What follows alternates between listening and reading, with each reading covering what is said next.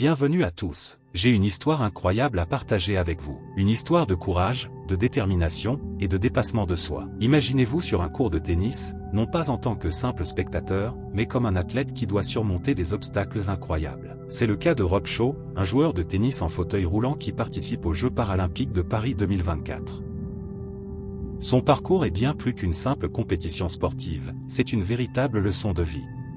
Alors, installez-vous confortablement, car ce que vous allez découvrir pourrait bien changer votre perspective sur le succès et la persévérance. 1. La résilience face à l'adversité. Commençons par explorer ce qu'est vraiment la résilience. Imaginez un instant la vie d'un athlète comme Rob Shaw. Né avec des limitations physiques, il aurait pu choisir de se résigner, d'accepter une vie limitée par des obstacles. Mais au lieu de cela, Rob a choisi la voie de la résilience, un chemin ardu où chaque étape est un défi en soi. La résilience, c'est cette capacité à rebondir, à se relever après chaque chute, à surmonter les épreuves qui nous sont imposées. Rob Shaw, aujourd'hui classé parmi les meilleurs joueurs de tennis en fauteuil roulant au monde, incarne cette résilience. Lorsqu'il monte sur le court, il ne joue pas seulement contre un adversaire, il joue contre les défis que la vie lui a imposés depuis son enfance. Chaque coup qu'il renvoie, chaque match qu'il gagne ou perd, est une démonstration de cette force intérieure. En regardant son parcours, nous devons nous poser une question essentielle: comment pouvons-nous, dans notre propre vie, faire preuve de la même résilience? Quels sont les obstacles que nous rencontrons chaque jour, et comment pouvons-nous les surmonter avec la même détermination que Rob Shaw? La résilience n'est pas réservée aux athlètes, elle est accessible à chacun d'entre nous, que ce soit dans nos études, notre carrière, ou nos relations personnelles. C'est une compétence que nous devons cultiver, car c'est elle qui nous permettra de continuer à avancer, même lorsque la route devient difficile. 2. Le pouvoir du sport dans le développement personnel. Le sport a cette capacité unique de transformer des vies,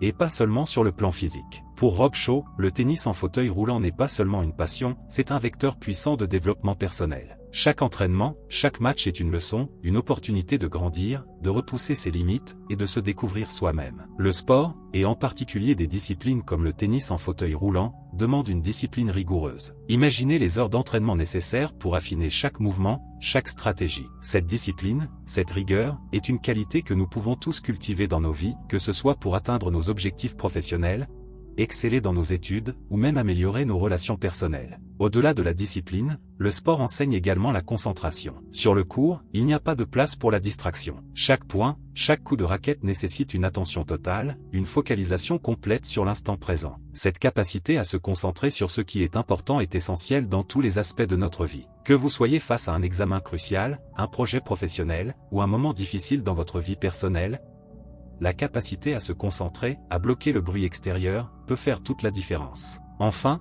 il y a la constance. Le succès dans le sport, comme dans la vie, n'est pas atteint du jour au lendemain. Il s'agit de petits efforts constants, jour après jour, qui finissent par porter leurs fruits. Rob Shaw n'est pas devenu l'un des meilleurs joueurs de tennis en fauteuil roulant du jour au lendemain. C'est le résultat de jours, de semaines, de mois, d'années de travail acharné et de persévérance. Alors, posez-vous cette question: comment pouvez-vous intégrer ces qualités que le sport enseigne dans votre propre vie? Comment la discipline, la concentration et la constance peuvent-elles vous aider à atteindre vos propres objectifs? Le sport est bien plus qu'une simple activité physique, c'est une école de vie, une source d'inspiration et de développement personnel. Cette section met l'accent sur les qualités essentielles que le sport, en particulier le tennis en fauteuil roulant, peut développer et qui sont applicables à de nombreux aspects de la vie quotidienne. 3. L'importance de l'inclusion et de l'accessibilité. Au-delà de la compétition, il y a un aspect essentiel du parcours de Rob Shaw qui mérite d'être souligné: l'inclusion. Le tennis en fauteuil roulant n'est pas simplement un sport, c'est aussi une déclaration puissante sur l'importance de rendre le sport, et plus largement la société, accessible à tous. L'inclusion, c'est l'idée que chaque individu, quelle que soit sa condition physique, doit avoir les mêmes opportunités de participer, de contribuer et de s'épanouir. Pour des athlètes comme Rob Shaw,